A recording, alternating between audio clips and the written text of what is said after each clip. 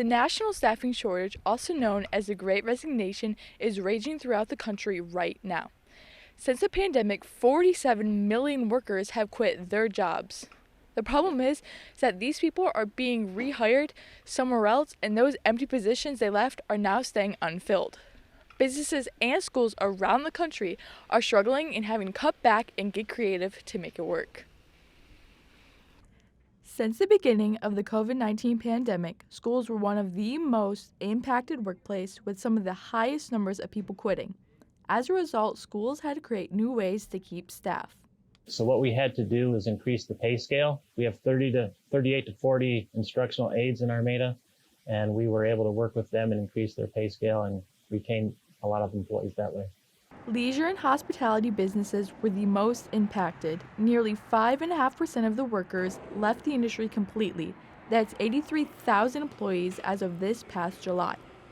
It's made for difficult times, just not having enough people. So we were probably 50% of what we should have. It's not the only industry that is struggling.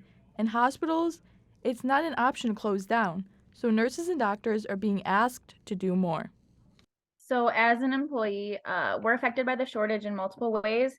So we can get mandated, which means that instead of working 12-hour shifts, you can get mandated to work an extra 4 hours. So that puts you at 16 hours in one shift, which leads to you being more tired, and you could make more mistakes in your patient care that way. Some workplaces had a more severe outcome than others, but all had their losses.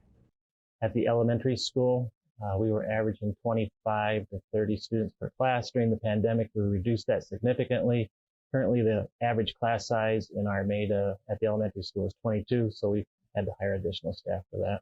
Stress on me as a business owner, stress on the employees that are still here, trying to do the same level of service with half the people, trying to produce the same amount of business with half the people.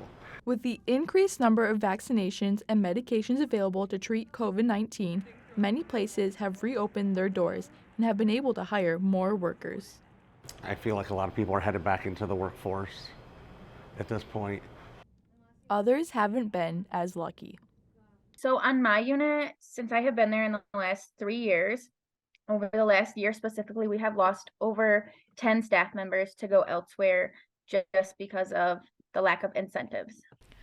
Currently, there are 10 million open positions with only 6 million people unemployed. Historically, there has been tension between employers and their workers. Since the pandemic, there has been a change in dynamics between them and is still working itself out. We will follow this as time goes on. Reporting for The Edge, I'm Grace Belisle.